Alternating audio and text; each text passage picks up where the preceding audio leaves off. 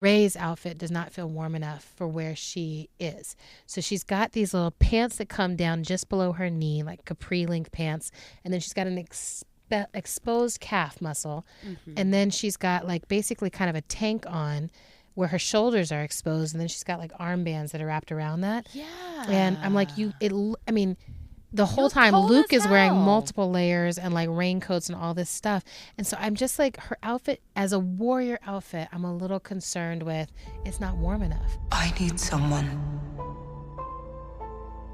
to show me my place in all this.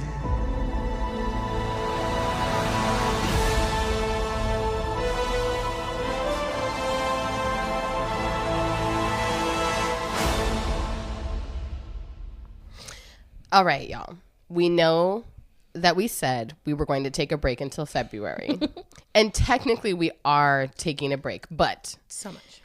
Adrienne and I just saw Star Wars The Last Jedi together in the theater, and we had to talk about it. Like we on our way home from the theater, we were like, we're going to have to pull out our new microphones tonight and figure those things out so that we can talk about Star Wars for an hour.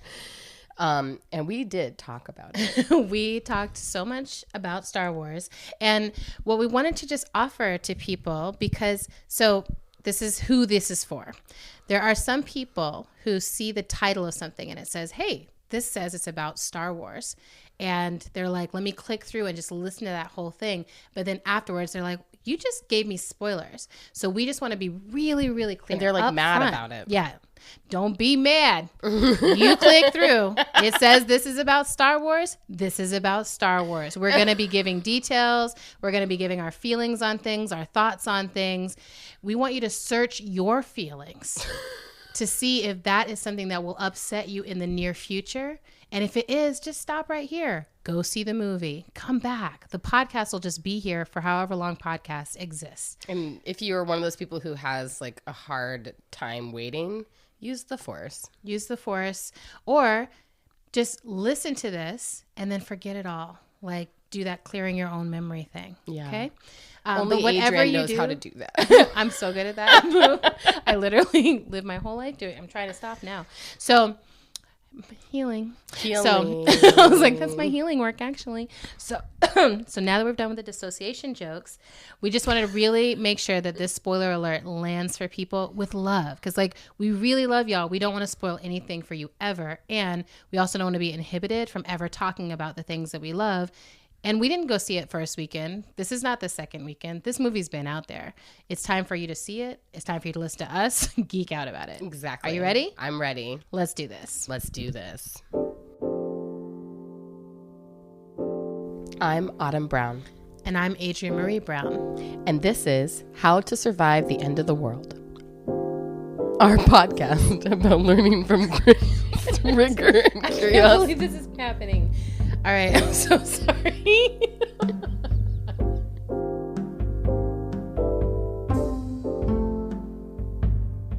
So we are here in our parents' basement, and we thought that we really needed to record right now because we just saw Star Wars, The Last Jedi.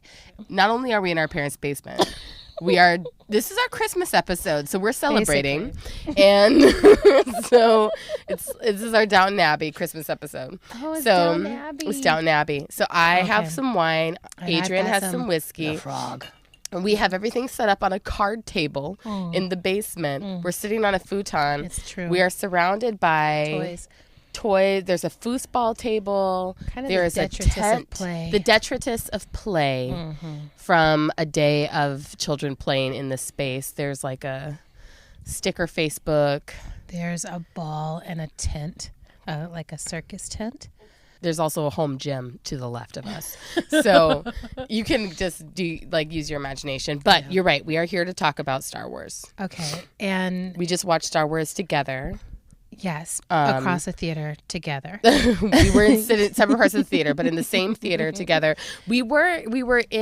Adrienne bought us tickets to watch Star Wars in D-box seats. Yes. And this was my first experience Mine in a too. D-box. Oh, really? Yeah, I never D-boxed Okay, before. so D-boxing It was new. Pretty It was different. It was interesting. I actually loved it. I giggled. I really enjoyed every it. time the chair moved at all. So what a D-box does is basically mostly it's just that the chair moves around in ways that are choreographed to go with the movie that you're watching. The sounds of and when it first started, I thought that someone just kicked the back of my chair.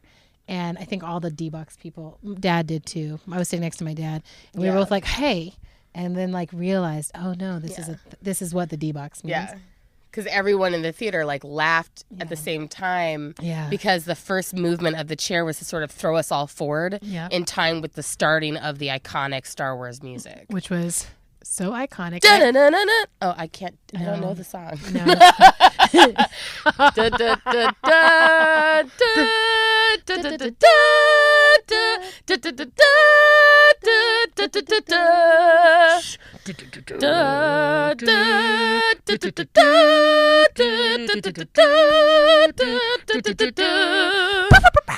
And that's the sound of the starship. Mm-hmm. So, and then it goes like, it gets so quiet, like doop, doop, doop, doop, and then like stars. And then after that is basically 2.5 hours of women saving the entire world. So that's part of why we were like, we gotta freak out about this movie. We have to talk about this. And I really was like, did you guys know that the whole Me Too thing was gonna pop off and it was just gonna be the end of patriarchy right now? Right when you release this movie, where like every fighter jet, every fucking starship, everything that is for the side of good and right is like it's a woman behind the seat. Exactly. Except for like Poe Dameron, who is like trying to like fuck some shit up the whole time. And he's making a mess. And then the women just keep being like, okay, you're a mess. You're making a mess. Yeah. We're just going to like knock you out for a few more hours. Yes. So we can get through the rest of this film. And I love where that. we save everything. Because they're basically like, this doesn't have to be about you right now. And you're picking up on Han Solo's lineage. We recognize that there's some usefulness occasionally to the moves that you do, but you're not mature enough to be making the big decisions yet. Yeah. And we are, and so we're going to make them. So we're also all looking at Han Solo's pause. lineage. No. Hold I have on. to say, no. I have to say. No, I have to we say. have to say the spoiler alert. We can go back and put the spoiler alert in at the opening. Okay, good. But now you messed up my whole thing. No, it's great. Anyway, I was going to say, to give people spoiler alert.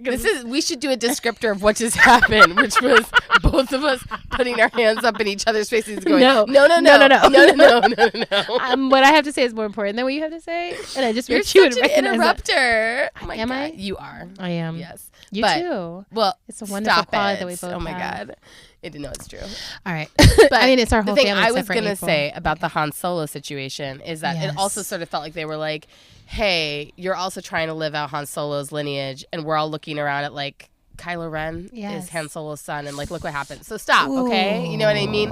There's a little bit of there's like a underlying burn around this where everyone's like, y'all see what happened. We know what goes down that path. We know what goes down that path. Or we know what's down that path, and it's not good. So, okay. So some of are there any moments you're like, I'm so thrilled and excited to lift this up in our spoiler extravaganza? Oh, yes. For the women saving the day. For the women. Okay, so women saving the day. I mean, I think first of all, there was just like, I said this right after we walked out of the theater, but for me, there was just this like tide of emotion I felt almost every time they were, sort of sending their fighters out into the sea of space to do battle. And like they would do the sort of scroll across of like showing the different fighters, like the pilots who were behind the rebel fighters. Yes. And almost every time it was like a woman who was either helming the ship or behind or in the seat. And I just felt this like tide of emotion of just being like, yes, actually, like when I envision resistance, like I do envision a resistance in which women are in leadership, you know what I mean? Yeah. And because when you look back on histories of resistance, that's what we always see, right? Is that like women were the ones who were like, we're just going to go figure this out. And then there's also something too about, there's a broader piece here about the way that they, in the film, the resistance is kind of represented, that it's so extraordinarily diverse, like who is working together is such a incredible range, like because it's not just women, right? It's like there's like women, there's like multiple people of color, there's aliens, and then like always with the fighter pilots, it's like if there's a dude, it's like an older white dude. Yeah, you know what I mean? older. Like scrappy older white dude. Exactly. And it's just like I like that too. I like the like. It's not like Chris Pine. It's not Chris Pine. It's just like this guy who's like. No offense, but you it's know, just like whatever. You gotta wonder about like what was his journey to that plate. You and know, he's just been being in there like for a while. He's been in it for a while. From women for a while. So I was so impressed with how they did Princess Leia. I have to say, like, and there were so many moments. General Leia. Thank you. Okay. Oh, I'm not going to get any of the names of anybody correct or the positions. So I just want to say that on the front end. I'm just going to be like, the person played by this person is most likely how I'm going to say stuff. Carrie Fisher. They did such a good job with Carrie Fisher. Exactly. So I feel like, well, because I actually, that is true. Like, I felt like I was moved to tears several times by what they were doing to honor her and to honor our grief of her and our need for her. And so some of those key moments, like, the one that like twisted my little heart was when she and Laura, the character played by Laura Dern. Seriously, who knows what the person's name is? It was like Holland or something like that. Holden. That sounds right. I can give her as my friend Jodie Tanita because she really does. She does. She gives me a lot of Jodie energy. And she's like, Jodie is totally that kind of organizer. But so the goodbye between those two characters was so like, oh, this is how we all feel. It's like, may the force be with you, but like for real, like you're a boss bitch and so am I. And like we're doing boss bitch things and like we're not doing it for like to be a legend in the world. We're doing it because it's the right thing to do. Yes. And there's a lot of humility. And this is after Leia does the thing that we all wanted to happen in real life, which was like coming back from the dead and being like, my bad, y'all. I know you're not ready for that yet. Right. Like there's too much loss. We can't handle it. Hold on. Let me wake myself up in space and just fly bring myself straight back into the ship. I'm here. And everyone's like, wait a minute. Hold on. Exactly. That's the hilarious. I will say this is like maybe my one like critiquey moment of the film where it's like, wait a minute. Princess Leia like can fly through space and bring herself back from the dead, and like no one thought to mention that at any point previously in the story. Also, they don't mention it, and also they still don't consider her Jedi level, right? Yeah, like I'm like, I know she didn't go through the training and all, but the fact that they keep saying the Last Jedi, and you have this person who just like brought themselves back from the dead and like dragged themselves through space and like came back. Anyway, so that part. All of that was really exciting to me. And then just her leadership, like the fact that she was like the way she interacted with Poe when he disrespected her orders and was like, oh, I'm just going to do what I want to do. Right. And then she's like, you may have succeeded in the short term, but it costs so much. It's not worth it. And I'm demoting you. Did you notice how many people just died because you decided to take everyone into battle when I explicitly said not to? Exactly. And like that weight that she carries feels like, oh, if I was to try to pinpoint the weight often that I feel like women carry in movement spaces, like that's the weight, right? It's like that. It's not only the weight of understanding what the mistake was, but it's also the weight of having to help that person understand what their mistake was. Exactly. And that's like a different type when they're being disrespectful to you. When they're being disrespectful to you, right? That like not only do I have to know what this cost, but I now have the responsibility of telling you something about yourself that's going to hurt. Yeah. But it's because you need to learn it in order for you to reach your potential. Exactly. And because I was like, I really want you here, right? It's like you just, like a lot of people just died for this mission. But that ties into this other thing, which I think is so powerful. And also, so like, I'm like, oh, there's so many movement lessons inside this, the way this movie is done that I feel like unique from the first set of 3 movies, unique from the second set. This one seems so rebel and resistance oriented. Like, what is the culture and commitment of being in a resistance? But this idea that it's like, you are not important. The resistance is important. The continuation of resistance is important. You need to figure out how you're going to put your ego to the side or whatever you need to put to the side in order to play your position. And I just was like, oh, I want everyone to watch this and study it, not for like, is it a good or bad movie, but more like, what are the concepts that are being forwarded here that we can actually pull forward? And actually, it's one of the areas where I feel like, of the Star Wars movies that have come out in the last several years, Rogue One is actually for me was has been the most powerful.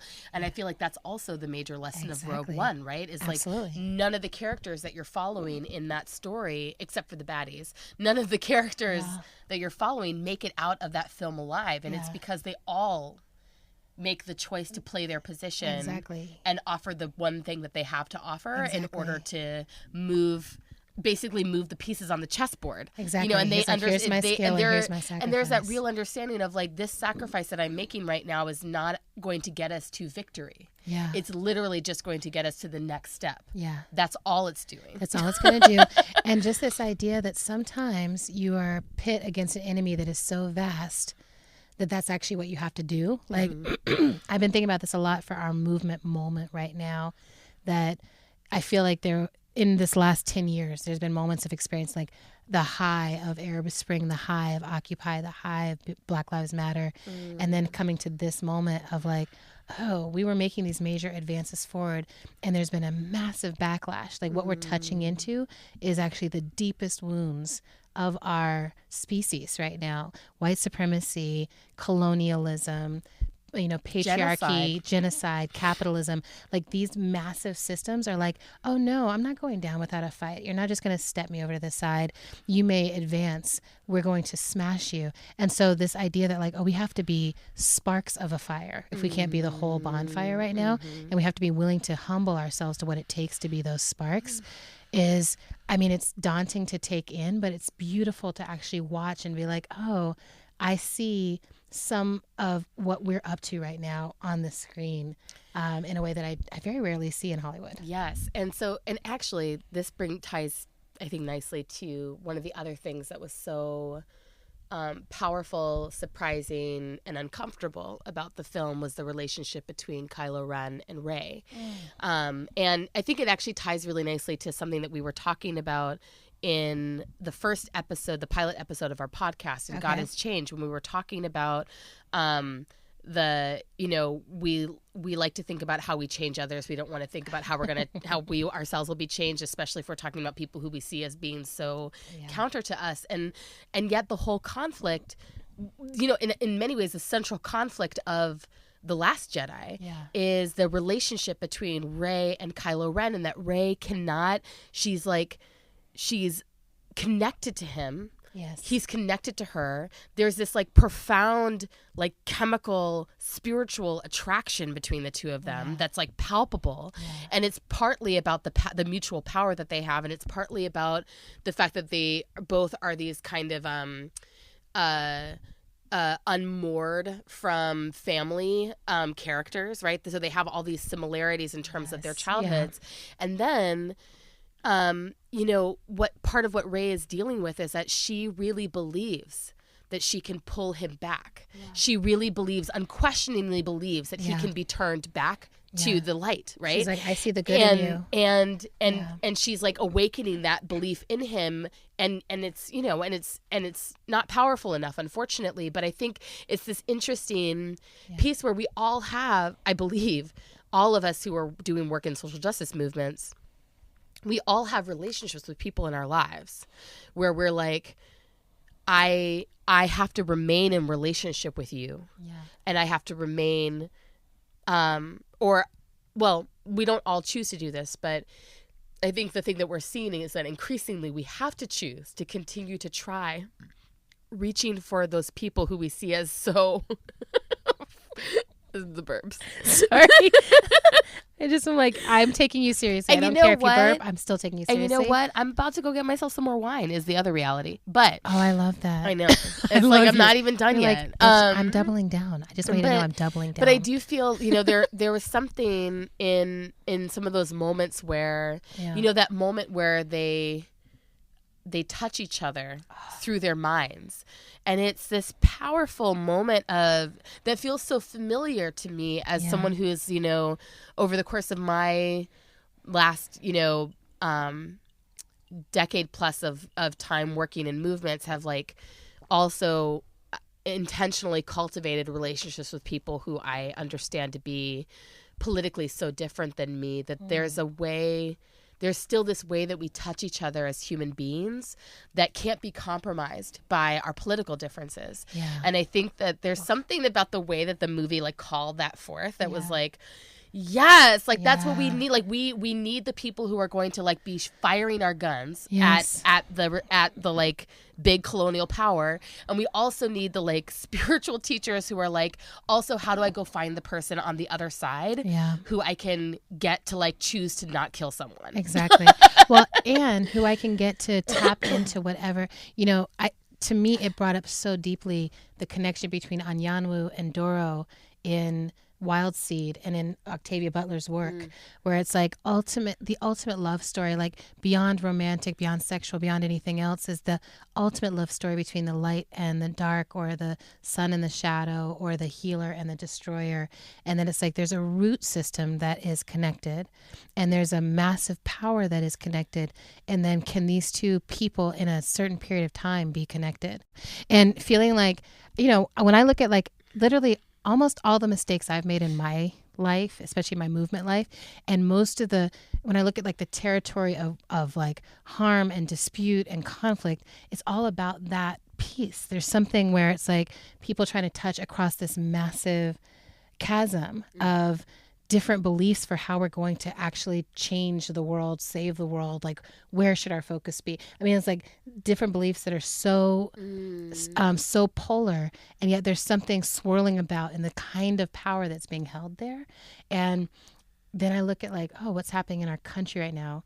What's happening between, with the way that white folks are backlashing against the rise of immigrants and Black folks and people of color and power and women, and it's like there's this way that white supremacy and patriarchy and everything is holding on. And it's almost like, it's all in there. And like that, what Kylo Ren was saying several times is like, we got to let all the past die. Like all of it has to go, right? And we have to start anew. I'm like, I know what that worldview is, right? I'm like, he's like, there's something it's not the dark side. It's not how I was treated for having this access to this power. And it's not what you're saying with this rebel forces. It's something else.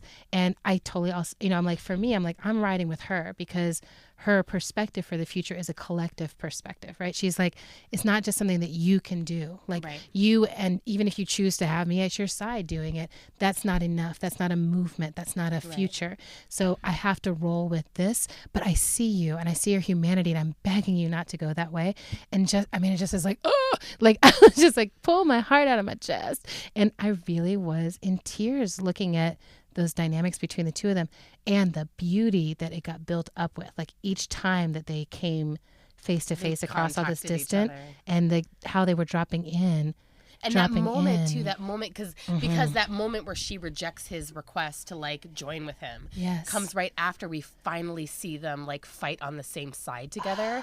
And back to back. Where he kills his master to protect her, and then she like picks up her lightsaber, and then suddenly they're like back to back fighting off these Sith people, and like, and it's just so like it was so celebratory, right? Like that moment, and then still he can't quite make the shift completely. Which I actually respected much more as a storyline choice. I actually respected much more that they had that fighting together moment, but then he was like, no, I still want to do this other thing. Right. He's like this is awesome, and like clearly we're awesome. So it also reminded me a little bit of the Pattern Master, like, so if you go from Wild Seed through the journey of like, we actually have telepathic powers and we're actually better than all these other people, and then they become these elite overlords, right? That's what happens in Octavia Butler's Wild Seed to Pattern Mastered series. That idea that like once you recognize you have some power that is different from what other humans around you have, how do you actually stay humble and stay collective in that moment? He doesn't know how, she does, right? She's like, I see that, but actually we've got to use that to tap into what's happening for and with these other people. Right. And then she goes back, and like how she taps into it, what she taps into is so powerful. I actually think she's a big part of how Luke is able to do what he's doing. Like I think something about her being on that planet and in that area, I'm like, he's like connecting to exactly. I think there's some way that he was bridging through her. Yeah, and actually what's interesting too is that in that moment where Kylo Ren is asking Rey to join him, he he invites and notices that aspect of it where it's like, he's like, the truth about your parents is that you come from nobody, right? And so he's like, he's able to recognize that the whole piece about bloodline and lineage actually doesn't even matter. Which is so good. Which is so powerful, but then he's not able to make that next, like the next leap or next step into understanding fully what does it really mean if we let go of bloodline and lineage completely, right? Yeah, but I think there's something interesting to me because it felt like a really new thing to be like, actually, your parents are not Skywalkers. Yeah. You're not from a Sith line. Your parents were nobodies, and still this power is inside of you, and you're tapped in. And so then that means, oh, there's all these people possibly could be trained. All of this could be awakened, which again, to me, from our movements is like when we think about leaderful movements and how we build those, so much of it is like, how do we turn on within each person that power of like, you can be resistance, you can tap into that greater energy. And like when I think, I laughingly say like, oh, my study of somatics feels like Jedi school, but I'm like, I really do mean it. Like, I'm like, oh, getting movement people to come and be like, can you feel the interconnection between all things? Can you feel that within yourself there is a center that is connected to all that energy? And then what can you do differently once you've tapped into that, right? I'm like, it's not a game. Like a lot of people are actually trying to turn this on and turn it on from a scientific standpoint as well as a magical standpoint, right? That I'm like, oh, Jedi is like something you train up and develop, and then tap. And it's also something you're training up and developing something that is innate, something that's in you. Right? Yeah. But I felt like it was very anti-elitist, anti-monarch, anti-capitalist. My absolute favorite section of the film, I have to say, was just the like, they land on the wealthy people planet. Hell and yes. And they just destroy the casino and like just like run down all the wealthy people and just like smash everything and all their cars. And it's just like, it's just this amazing, like delicious, like smashing of. And says it very like over the head. It's just like the only way you get to be this wealthy is by investing in war and selling like weapons. Yeah. And that point that they made, right, that these folks are selling weapons both to the First Order and to the Resistance, right? That like there's money to be made on all sides of this conflict. Exactly. And no one, I like that about the film, that like no one gets let off the hook, because I think it's easy to forget in the presentation of the Resistance, it's easy to forget that the Resistance is also populated by people who were like the monarchs and senators and so and so and such of all these countries that got smashed by the First Order, right? And so it's like, you know what I mean? So like there's many people who are everyday soldiers and everyday people, and then there's also people who are like elites and are trying to regain the power that they used to have on their home worlds. And so it's not, and in that way, I think it's it is very reflective of some of the stuff that we're navigating in our movements right now, right? Which is that like there's extraordinary class differences and differentials in terms of how much power and access to resources people come into movement spaces with that really impact both how people show up in relationship, how people understand what the purpose of the work is, but it also impacts like how do people experience harm, or what do people experience as harmful? And then like the level of tolerance that people have within movement spaces for both like experiencing harm and then being willing to actually engage around it. And so, one of the things I think that we're starting to see a bit of a resurgence of is, there's this sort of tide shifting that's happening in a lot of movement spaces right now of people having less and less resiliency or willingness to engage directly around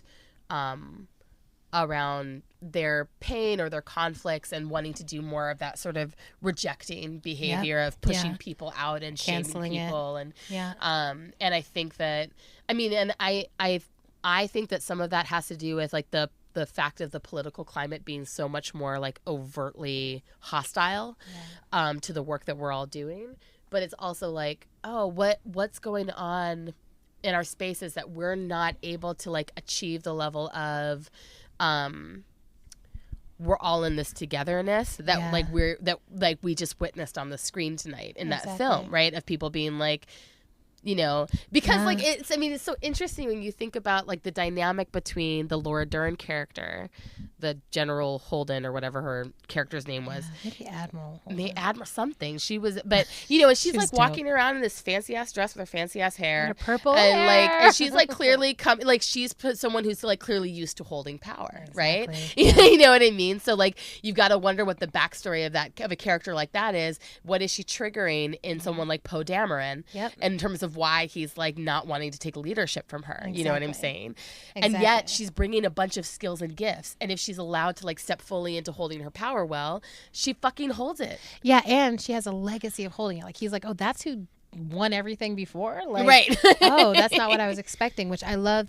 There's like levels to it, right? It's like she's a woman. She's stylish. She's you know, she's a white woman. There's like all these levels to it, right?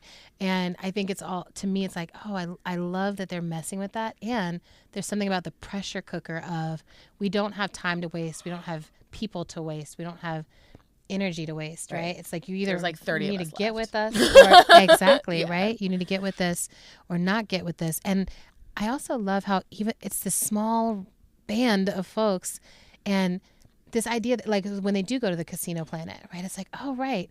There's all these planets, like things are just continuing on without a real sense, or it feels like without necessarily a real sense of like, this fight is happening right now. Yeah. And yet this fight is for the whole. It's for and the whole. so I think about that where I'm like, oh, how like do we Standing Rock. take these it feels You know like what I mean? Standing Rock. It feels does. exactly like that. It's like this okay, well, we're place- holding it down on behalf of humanity over here, Yes. and like literally putting our bodies on the line and willing to die on behalf of all of you. Yes. But you're just gonna keep going to the Mall of America and shopping. Exactly, But that's right? fine. And We'll keep holding it down. We'll hold it down here and we'll also shut that down, or we'll go to other places and shut these down. But, you know, it feels exciting in a lot of ways to be like, oh, we're on the side of those small groups of people, those small bands of people who are figuring it out and who are saying, yeah, it is 30 of us, and we do feel like we're willing to put up a fight for the whole future, right?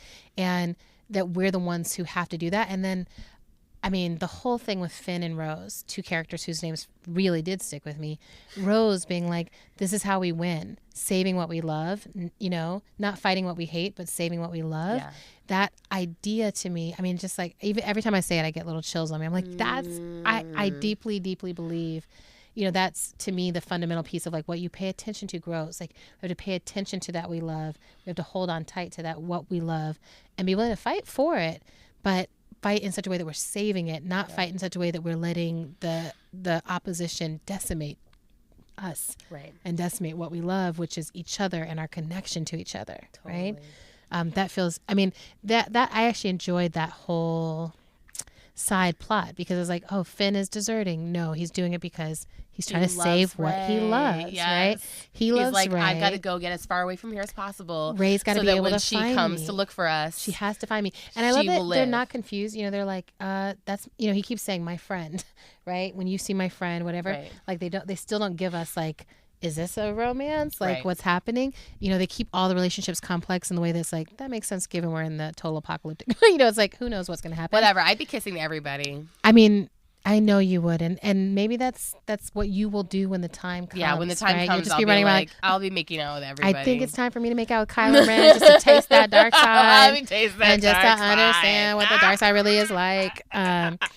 Girl, don't mess with the dark side. Oh, Ben mess with. So, so the other thing I wanted to lift up with that, that he's deserting, but for his friendship. And then Rose is like, I love you. Like, I immediately am crushed out and I really look up to you and all that. But I'm still going to knock you the fuck out and take you.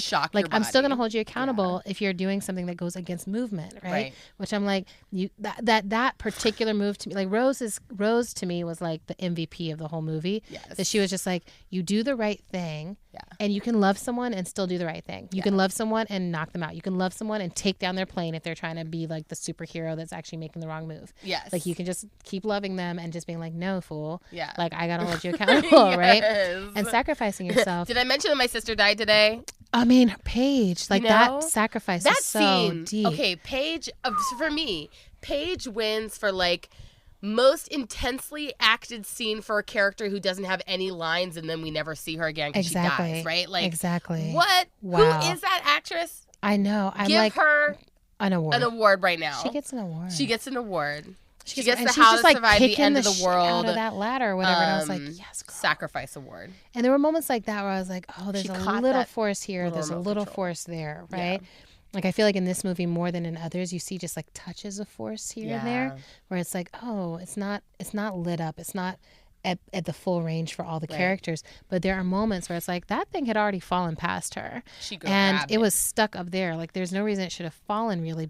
I mean, like, if I'm like, that ship is so big, it's not like her kicking it is really going to do all that. Exactly. It's so like, there's just like all these moments that were like, I think there's a little force there, and that little boy at the end, like with the little tiny force with the grabbing the broom, I was like, this message could not be any clearer. First of all, you need to meditate so you can project your ass into battle and actually fight people and like handle your shit like Luke Skywalker does. Yeah, meditation, yo, like that. I think I was like, meditation. I think I'm gonna start meditating again tomorrow. I've been falling off, but I'm like, oh, I do feel much more empowered when I'm meditating.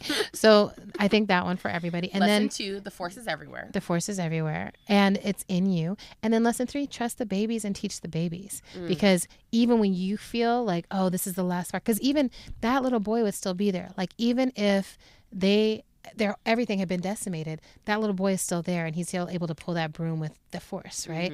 So I'm like, you know, ego makes you think that you're at the center of everything and what you do is the only thing that's happening. And humility allows you to be like, there's always a next generation coming up, and our job in many ways is to keep it going so that there's something for them to grab onto and apply their brilliance to. And just the whole way they set it up, I'm just like, that little kid's gonna be somebody. Who is he gonna be? He's already somebody. I mean, that's the because he played that role. That's the beauty. Right? That's the beauty of the whole story, right? Is that like there's no like point of becoming. Right. You know what I mean? For any of the characters, there's just like the being given the space to actually contribute what they have to give. I love that. I'm looking over, we made a list on the drive home of like all the things about it. We did have some questions. About the movie. One was the tracking device thing. Like, we felt like they didn't properly explain that was not well how explained. A tracking device got onto there, unless I missed it. But I've watched the movie twice now and I didn't see it. You could still have missed it. I mean, anything could happen with me. But I'm like, honey, I'm always barely holding on to my attention. But this is why I need to meditate. But I do feel like, so you can project yourself into yourself. I need to project myself into myself while I'm watching a movie so I can understand where that tracking device came from. Where did it come from? Because they're just like, oh, we have a line on them. I'm like, what? But well, and I was just like, so is there a traitor somewhere on the ship who like put that there? Like, is this Battlestar Galactica? Give me a traitor and I will buy this, right? Right. Like, what's going on? But I'm like, so that was one. That was like a loose end. Yeah. And then the other one, which I didn't think of this one. I wouldn't have noticed it, but Genjo thought of it, which was that Luke Skywalker is supposed to be hiding in like the hardest place to find in the entire universe, but it's the original Jedi temple, like where all the books are. Like, it's like, yes. How is that the most unfindable, unlikely place to be? Thank you, Genjo, for noticing that very egregious discrepancy on the part of the writers of this movie. I was glad that Genjo's not a Sith. Yeah. And I mean, I'm got sure a very powerful mind and a very powerful meditation practice. So it's really good that he's not a Sith. No, every day I think I'm like, thank you. He's projecting himself in here right now. No, he's not. No, he just texted me. Oh my God! Like right here, it's crazy. Sorry, I'm way too excited about that. All right, so I'm sure there's other plot holes. I'm sure I could see people not being as into the humor as I was. Like I feel like this is a movie. Little penguin bird creatures on the island. I love those. But I'm sure that there are like haters out there who are like. Birds. I mean, I think that there's people who are just like hating. I mean, it was interesting. I went and looked on like Rotten Tomatoes, and it was like critics for this movie were like 98% positive, and audiences are like 54% positive. Oh, interesting. And I think it's really interesting because I'm like, oh, this one is so focused on the Rebel Alliance, and our country is literally at a 50% kind of split right now of those who want to move us forward and those who want to regress us back to slavery. Right. So I'm like, yeah, this is interesting to me. 54% of people think that this movie is good. I wonder what that says about America. Right?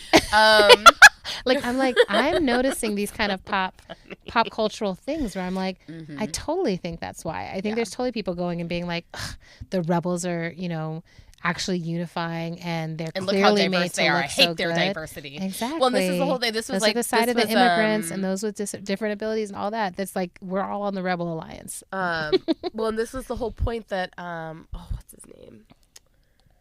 In the essay in Octavia's Brood, Mumia Abu-Jamal. That Mumia Abu-Jamal made in around like America's whole relationship with the Star Wars, with the project of Star Wars, right? That America wants to be the Rebel Alliance, but is actually the Empire, you know? And I think that it's, we're at a moment in the political climate where it's really impossible for people not to recognize that, like, if America of the 1970s and 80s was the Empire, then America of 2017 is absolutely the First Order. Exactly. Right now. You know what I mean? In terms of this, like, new rise of fascism. Like, it's very obvious. And then the idea that the rebels don't come from one country or another country. It's a global, international, interspatial, multiplanetary rebel alliance, which also feels, again, like an important message in this moment where fascism is not just rising within the borders of the U.S. It's everywhere. It's happening all over the world. It's been happening for a while. And these migration patterns are driven by it. We're being driven into each other's arms, and we need to be driven into alliances with each other. Yeah. I look at the work of Mi Gente, I look at the work of Sanctuary Cities, and I'm like, we need to be thinking of these spaces as part of how we are, in rebel alliance with each other, right? Of just like, these borders were created by those who wanted to keep us from each other and keep us from the resources of this planet and have all these micro controlling systems of these resources. And we have to band together and be like, no, we resist. We will not give into that. And I just wanted to highlight, I this time during the movie jotted down some of the lines that I absolutely loved. So I absolutely love that one of like, this is how we win, not by fighting what we hate, but by saving what we love. Yeah. And then this time, Yoda comes in and he's like, the greatest teacher failure is, which I was just like, I love that idea too. And then the line about we are what they grow beyond. That is the like true master's burden. Master's burden. Yes! That to me is just sort of like, you're always mastering something with the idea that, like, in the teaching of it, you will be surpassed. Yeah. That's the good news. Yeah. And that you don't really, no one ever goes anywhere. That's the other thing. It's like no one really goes away. Yeah. It's like everything becomes part of the energy that all of us can draw on when we need it. And I love how they personalize that in these movies. It's like, when you need a miracle, you call on Obi-Wan Kenobi, and he will appear. And the same way, just like will sometimes just like show up just to be like, I told you, or whatever his little funny laugh is, right? That was better. That was much better. Thank you. I could keep going, but I'm gonna master that on my own, and then you can grow beyond it. So, I really feel like, but in real life, I think we call on Octavia all the time. We call on Harriet. We call on Ella. We call on all these folks to say, we know we can't do this on our own, and somehow personalizing that ancestral wisdom helps us to get through these moments. And I'm like, we're totally doing Jedi ancestral work. And then this line that they say about the Laura Dern character also feels like such a call to like how to be a leader right now. She was more interested in protecting the light than looking like a hero.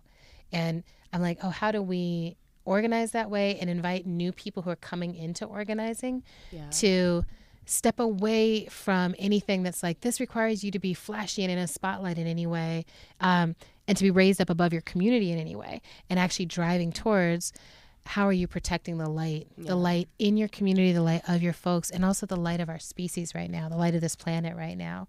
Like, how do we keep that multi-layer? Yeah, it's interesting. In my co-ops, I'm a part of this worker-owned cooperative called the Anti-Oppression Resource and Training Alliance. Aorta. And we actually I'm just thinking about this because we just happened to go through a process recently where we were doing one of our evaluations of one of our owners. Y'all are so intentional. We're very intentional, but one of the things that we actually evaluate each other on is whether people present with humility and are not motivated by a desire to be like famous or like in leadership or in front of other people. And one of the reasons why we're very conscientious about that is because as people who are like facilitating and leading training and working with all these different organizations across different movement spaces, it would be very easy for people to begin to see us in that way. It'd be very easy for us to get drawn into like the cult of personality that happens around that type of work. And so it's like, so we actually, it's one of the things that we hold each other accountable to through our evaluation process is like, how much are you giving into like the cult of personality that could emerge around the way you do what you do, knowing that like, that energy is there inside of all of us in the work. And it's just like an interesting thing of like, how do we, and it's a tension, right? Because for all of us in our co-op and for anyone who does movement work, I think that there's a tension of like, everyone needs to be seen. Everyone needs to be visible. Yeah. And we all need to feel like our work is appreciated and celebrated.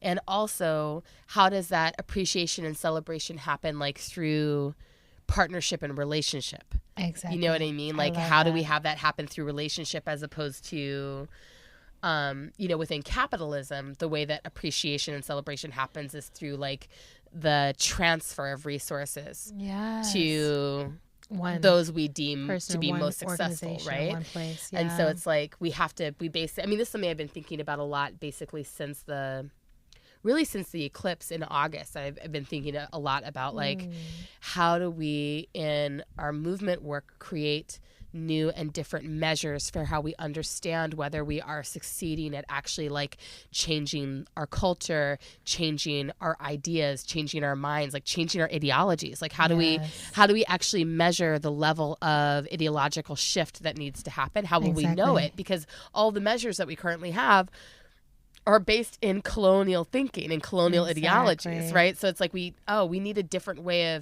of understanding whether we are actually changing the way we think. Exactly. Or... And the way we practice. And the way we practice. And it's like, and I mean, on the other side of that, I know that there's a way in which we can't fully, it's, something that we say, that's one of my favorite quotes, actually, this from this South African writer named, Brighton Bach or something like that. Which is, he has like, I'm not even kidding. That's like, actually, I think his name. I'm not laughing at his it's name. the weirdest name. Like, or whatever. Like he has a name or whatever. But he says, he has this quote that goes, each generation lives in the fullness of its own. Damn it. Okay. It's something like each generation lives in the fullness of its own understanding. What is our horizon? I have heard that. I used to have it in my email signature because it's just like so powerful to me. But it's like this question of, we don't actually we don't know what is the limit of our current ability to see and understand the world, and we actually won't know what the limit is until the people who are going to surpass us come and surpass us. If we live long enough to watch. If we live long enough to watch. Like, we just won't know. But then there's a question of like, will we be able to be humble enough to see that they have surpassed us? Usually not, right? I mean, so far. And I think there's something... I don't think that's true, though. I think that there are many, I interact regularly with many movement elders who I think are able to see. So that's what I was just about to say. Yeah. To me, that's the sign of a movement elder versus a lot of other older people on the planet, right? I'm like, generally, I feel like as people age on the planet, they're not super generous about seeding the way to the next generation. And it creates like all these power struggles. And to me... Well, let's not generalize about on the planet. I think that we're thinking... I mean, there's a lot that's going on in our culture. Maybe in racialized capitalist nations. Yes, how about that? Yes. So in racialized I was thinking about this when I was listening back to some of our previous episodes of realizing like we have been, I think, in some of our episodes, we can really only speak for American culture. And we've, I think, been generalizing a little bit. And I just wanted to kind of have a pause moment of like recognizing there's so many other places around the world where people like live so fundamentally differently than the way we live here. Thank God. And it's like, I think it's important to just remember that like, oh yeah, like, and that's why we know half of what we know. You know what I'm saying? I mean, I think I love that pause. And I also love to me, there's the intense contradiction of it. Because I think a lot of times I speak in a global fashion because I believe that we are in the belly of a beast that is creating destruction that is global, right? And that it's actually really hard to find places that are outside the reach or influence or impact level of what we're doing. So I feel like there's the contradiction of holding that there's that. And then there's also, there are a lot of folks who are like, yeah, and we reject that, or we're not interested in that, and we're really doing something else, or we see it and we really want to invite you to something else because we see the impact you're having on us. And that, so I accept it and I'm excited about it. And I totally forgot what I was saying before that. Movement elders versus other people on the planet. So movement elders versus other older folks wherever that I've experienced them. Right, because that is global again now. I mean, I have lived in other places. I've been a lot of places. So I've been so many places in my life and time. All right, so I think the alcohol is coming in. All right, so or maybe it's been. Is that water? Yes. Okay, it's water with Kid Fury and Crystal's faces on it. This is from, I just went to see the Read Live and I got this sticker because I love them.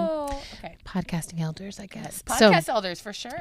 But yeah, this idea about, to me, this is one of the beautiful things I see in movement, and I see done well a lot in movement, is folks being like, I recognize that I am an elder and I'm excited about what's coming. Right. And, you know, to me, when I think about like why Grace Lee Boggs was such a exciting mentor to come across, it's because she was just like, she didn't act like a mentor ever. You know, she was just sort of like, I'm a brain and you're a brain, and like, let's geek out about like how change happens together.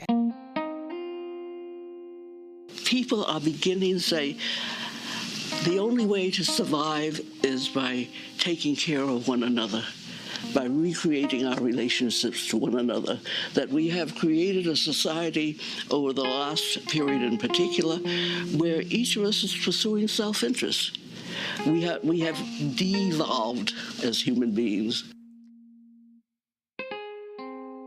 But like, even when she would challenge or engage, it wasn't from a place of like, I'm so far beyond you. It was more like, I want to make sure you've read this so that we can be in a real conversation as peers about this. Right. And that mode. And then I come across other elders in our work who are figuring out other ways to pass on what they know, to partner with, to support, to seed the way, to, you know, and then I've been working as part of intergenerational facilitation teams now, and also finding a lot of excitement in those spaces where it's like, it's really deep to facilitate with people who are like, I actually was there during the civil rights movement and now I'm here seeing what's happening. And so we don't have to make any hyperbole about what happened there. It really was this good and it really was this bad. And like, now here we are, and like, here's the things that really are repeating themselves, like COINTELPRO, and here's the things that are not, right? And we're, you know, so there's ways that history repeats itself, and then there's always new layers to it. And I think it's only because elders are like, I see myself as someone who needs to pass this on because I'm not going to be here, and I want to make sure you've got it so that you can surpass me. Please, God, surpass me, right? Like, which is exciting. Please figure this out so that we don't have to or take the next step, right? It's like, don't go backwards, just keep it all moving forward.